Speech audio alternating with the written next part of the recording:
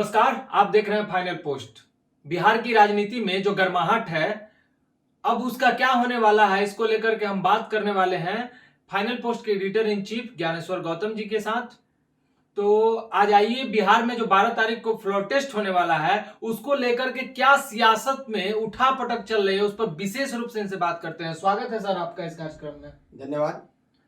बिहार की राजनीति में जो उठापटक चल रही है और इसमें बार बार जो है तमाम न्यूज चैनल जो है जीतन राम मांझी को टारगेट किए हुए हैं कि जीतन राम मांझी क्या करेंगे, इधर महागठबंधन में आ जाएंगे। क्योंकि आपने देखा होगा कांग्रेस के बिहार के जो अध्यक्ष हैं अखिलेश सिंह बोले थे कि वो हमारे यहाँ आ जाए, हम उनको मुख्यमंत्री बना देंगे। और जीतन राम मांझी को जो मंत्रिमंडल मिला है उससे वो नाखुश है। तो आपको क्या लगता है 12 तारीख को कहीं और भी बड़ा खेला ना हो जाए? देखिए, इन सारी चीज़ों के पीछे एक बात तो मैं आपको बता दूं कि मैंने नीतीश जी की राजनीति को जितने नज़दीक से देखा है और उसको समझा है, एक बात तो तय है कि जिस तरीके से नीतीश जी ने फटाफट तरीके से इस्तीफा भी दिया, सरकार का गठन भी हुआ, मुख्यमंत्री के तौर पे इन्होंने फिर से एक बार ओथ भी ले लिया, ठीक उसी तरीके से ये बहुमत भी पेश करेंगे और बहुमत पास भी करेंगे। क्योंकि देखिए, सब सारा जो खेल है ना, ये सब टीआरपी का खेल है। क्योंकि बिहार के जो लोग हैं वो राजनीतिक चीज़ों पे मतलब वो राजनीति में उनका इंटरेस्ट थोड़ा ज़्यादा रहता है। तो गर्माहट कैसे बनी रहे? देखिए, न जीतन राम मांझी कहीं जा रहे हैं, न सुमित सिंह जी कहीं जा रहे हैं। बार्गेनिंग का एक खेल जरूर चल रहा है जीतन राम मांझी के द्वारा। और मिला जुला के मुझे अगर आप देखिए तो मुझे लगता भी है कि जीतन राम मांझी हो या दलित समाज का कोई व्यक्ति हो, अगर मंत्रालय में जगह उनको मिलता है तो उनको हमेशा अनुसूचित जाति जनजाति कल्याण मंत्रालय, यही मंत्रालय उनको दिया जाता है। तो इस बात से उनकी नाराजगी है, नाराजगी होना उनका लाजमी है, क्योंकि जीतन राम मांझी भी मजे हुए पॉलिटिशियन हैं। और मुझे लगता है मंत्रिमंडल चाह रहे हैं ना, एक और मंत्रिमंडल चाह रहे हैं। मैंने आपको क्या कहा कि अभी थोड़ा बार्गेनिंग का काम जरूर चल रहा है, क्योंकि जीतन राम मांझी जी को लगता है कि भाई यही समय है कि हम बार्गेन कर सकते हैं और बार्गेनिंग का लाभ भी मिलता हुआ दिख रहा हो सकता है कि नीतीश जी उनको अब, जैसे कि मान लीजिए अभी जो बहुमत का आंकड़ा है उसमें 128 कैलकुलेटेड 128 विधायकों का समर्थन नीतीश जी के साथ है। और 4 विधायक अगर उसमें से कम भी हो जाते हैं कोई फर्क नहीं पड़ेगा, तो नीतीश जी के फ्लोर टेस्ट पे उनको कोई फर्क नहीं पड़ेगा। और जीतन राम मांझी, उनके साथ परेशानी यह है कि वो नरेंद्र मोदी जी का साथ कभी नहीं छोड़ सकते। तो अगर मोदी जी का साथ चाहिए तो मजबूरी में भी सही, लेकिन नीतीश जी को समर्थन उनको देना पड़ेगा। सुमित सिंह जी के बारे में बहुत पहले से ये मैंने ये अटकलें अभी लगाई जा रही हैं कि वो भी छोड़ देंगे, वो चले जाएंगे। काफी बेबाकी से बयान दे रहे हैं। तो एक बात मैं आपको बता दूं कि एक बात मैं आपको बता दूं कि जो राजनीति कहता है वो ये कहता है कि कभी भी लोग निश्चित को छोड़ के अनिश्चित की तरफ नहीं जाते हैं। तो निश्चितता निश्चित तौर पे नीतीश जी के साथ दिखती है और नीतीश जी बहुत ही आराम से अपना फ्लोर टेस्ट में अपना बहुमत सिद्ध करेंगे, सरकार बनाएंगे। और मुझे लगता है कि इस बार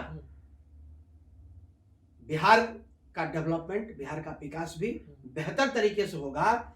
और अतिशयोक्ति नहीं है कि 2005 से 2010 का जो वक्त था, क्योंकि डेवलपमेंट उसी समय में हुआ। मैं एक उदाहरण आपको बताता हूं कि हमारे यहाँ एक दही देने वाला व्यक्ति आता था।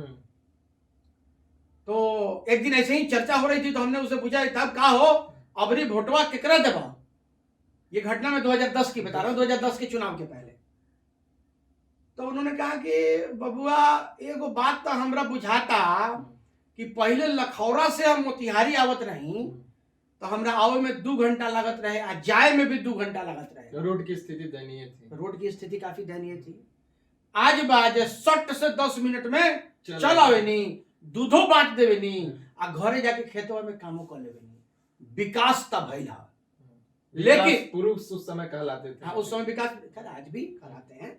देखिए, नीतीश जी को जिसने समझा मैं आपको बताऊं कि नीतीश जी का एक ऐसा व्यक्तित्व है जिस व्यक्तित्व पे पीएचडी हो जानी चाहिए। बिल्कुल शोध का विषय है। वो शोध का विषय है। हाँ, शोध का विषय यह है कि जब से नीतीश कुमार ने अपनी राजनीति शुरू की, नीतीश जी ने जब जैसा जिस तरीके से चाहा वो करवाया। एक ऐसे एलिमेंट है हर ठीक जगह है, एस्टेब्लिश हो हाँ, जाते हर जगह स्ट्रीट। मैं तो आपको बताऊं कि मैं नीतीश जी को भोजन का नमक मानता हूँ। हैं। अच्छा, कि नीतीश जी जहां रहेंगे स्वाद भोजन में स्वाद स्वाद वही रहेगा। स्वाद अनुसार। नीतीश जी जहां रहेंगे सत्ता वही रहेगी। अच्छा, तो 12 तारीख को आपको नहीं तो लगता है कि 12 कोई तारीख खेला हो जाएगा? में कोई खेला नहीं होगा, थोड़ा बहुत हंगामे के आसार जरूर रहेंगे। जदयू में कुछ टूट की खबर सुनने में आ रही है कि हो सकता है कि देखिए विधायक टूट जाएंगे। ये तैयारी, क्योंकि देखिए एक चीज मैं आपको और बता दूं कि विधानसभा अध्यक्ष ने साफ तौर पे कह दिया कि मैं इस्तीफा नहीं दूंगा। मैं 12 तारीख से जब सेशन शुरू हो रहा है तो मैं जाऊंगा और वहां मैं रहूंगा, मैं इस्तीफा नहीं दूंगा जब तक भोट ना हो जाए। तो इसको लेकर के बड़ा गहमा गहमी चल रहा है। देखिए कि- कुछ संवैधानिक संकट की स्थिति जरूर है, हाँ। लेकिन उससे कोई फर्क पड़ने वाला नहीं है, क्योंकि मुझे लगता है कि अवध बिहारी चौधरी जी भी एक मजे हुए राजनीतिज्ञ हैं और उनको इन चीजों की खूब अच्छे तरीके से जानकारी है।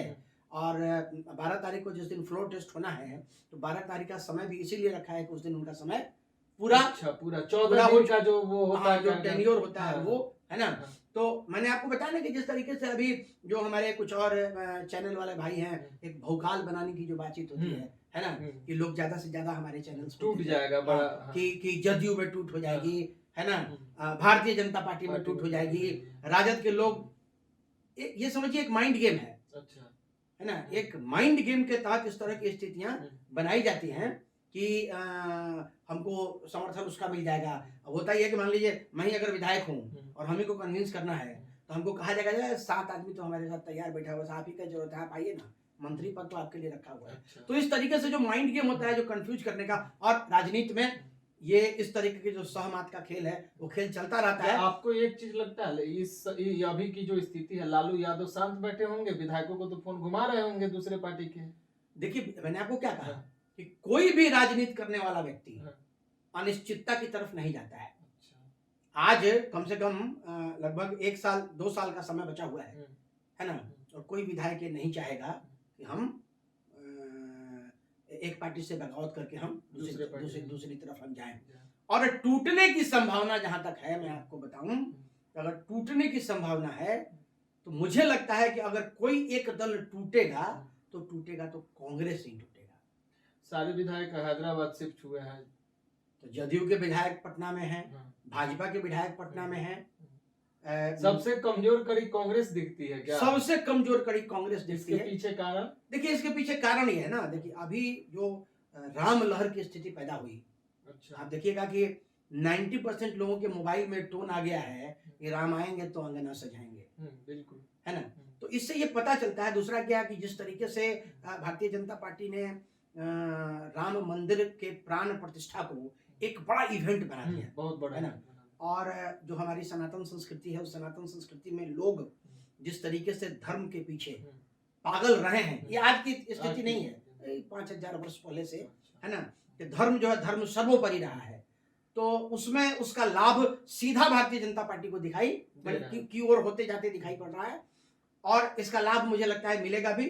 और हम लोकसभा चुनाव में हम महसूस करते हैं कि अभी जो ये एनडीए गठबंधन बिहार में है नीतीश जी और मोदी जी के नेतृत्व में, तो मुझे लगता है कि 35+, इट मे बी 40 भी हो सकता है, लेकिन 35 से प्लस सीट तो निश्चित तौर पे एनडीए के खाते में जाएगा। राष्ट्रीय जनता दल ने 15 वर्षों तक बिहार पर राज किया है, और 15 वर्षों तक राज करने के बाद राजद को ये खूब अच्छे तरीके से पता है कि सत्ता की बागडोर अपने हाथ में होती है तो उस समय स्थिति क्या होती है, सब कुछ कंट्रोल में होता है, कुछ कंट्रोल में होता है। तो राजद के साथ किसी का भी गठबंधन बहुत दिनों तक नहीं चलेगा, क्योंकि वो सत्ता का सुख भोग चुका है। ये बहुत बड़ी बात आप बता रहे हैं, क्योंकि वो सत्ता का सुख भोग चुका है। और जैसे नीतीश जी किसी भी स्थिति में अपनी गद्दी अपने कलम अपने कब्जे में रखेंगे, किसी भी स्थिति में। और जिस तरीके से हालांकि टूट की एक दो वजह हालांकि बताइए। हालांकि इस बार मैं देखिए टूट की वजह क्या, टूट की वजह मैंने आपको पहले भी कहा था कि नीतीश जी एक बहुत ही विजनरी नेता है, लीडर है। उन्होंने ये देख लिया, महसूस कर लिया कि जो विपक्ष है वो विपक्ष कुछ कर नहीं सकता है, विपक्ष में दम नहीं है। हालांकि पूरे विपक्ष को ऑर्गेनाइज करने का काम इन्होंने किया था। और एक चीज मैं आज इस मंच से बताना चाहूंगा कि ममता बनर्जी ने जो नीतीश के पांव में लंगी मारी, क्यों मारी? वो देन किसकी थी? वो देन भाजपा की थी। भारतीय जनता पार्टी भी चाहती है कि नीतीश जैसा नेता हमारे साथ रहे, क्योंकि नीतीश जी एक पूरे हिंदुस्तान में एक अकेले ऐसे लीडर हैं जिनके दामन पे दाग नहीं है। हालांकि राजनीति करने वाले लोग जो हैं उनके दामन पे दाग लग ही जाते हैं, लेकिन फिर भी इन सबों में नीतीश जी का जो अपना चरित्र है वो चरित्र बेहतर है। दाग उनके ऊपर नहीं के बराबर है ना। तो ये वजह थी कि भारतीय जनता पार्टी चाहती थी कि नीतीश जी उनके साथ रहें। ये तो भारतीय जनता पार्टी चाहती है। नीतीश जी कहाँ अनकंफर्टेबल फील कर रहे थे? मैं बार बार उस पॉइंट को आउट करना चाह रहा हूँ कि महागठबंधन में नीतीश देखिए जी इस तरह कहाँ के, देखिए uncomfortable थे? कई तरह मतलब के मामले किसी देखिए, डिसीजन लेने में जब भी आप ये देखिएगा, पिछला भी जो गठबंधन टूटा था वो भी इसी समय टूटा था। इस समय टूटने का कारण क्या होता है कि सत्ता पे चूंकि अपनी पकड़ बनी रहे और इसके लिए आईएएस लॉबी पे अपना कंट्रोल होना बहुत जरूरी होता है। अच्छा। और नीतीश जी ने हमेशा आईएएस लॉबी को अपने कंट्रोल में रखा। जब भी इनका गठबंधन राजद के साथ होता है तो राजद अपने चहेते पदाधिकारियों को की पोस्टिंग चाहती है, और ये तकरार की सबसे बड़ी वजह है। और यही आप देखें कि सरकार बनते तुरंत जितने ट्रांसफर पोस्टिंग होने थे वो सारे ट्रांसफर पोस्टिंग हो गए स्मूथली, कहीं कोई मरमरिंग नहीं है। ये तो बहुत बड़ी वजह है। तो ये एक बड़ी वजह, मैंने आपको क्या कहा, सत्ता कैसे चलाई जाती है ये आरजेडी को खूब अच्छे तरीके से पता है। और नीतीश जी नहीं चाहते हैं और अच्छा, नीतीश जी अपना कंट्रोल, कोई भी व्यक्ति अपना कंट्रोल कैसे किसी के हाथ में दे देगा, है ना, वो भी सत्ता का कंट्रोल। तो ये एक प्रमुख वजह थी, और भी वजह थी। हालांकि इस बार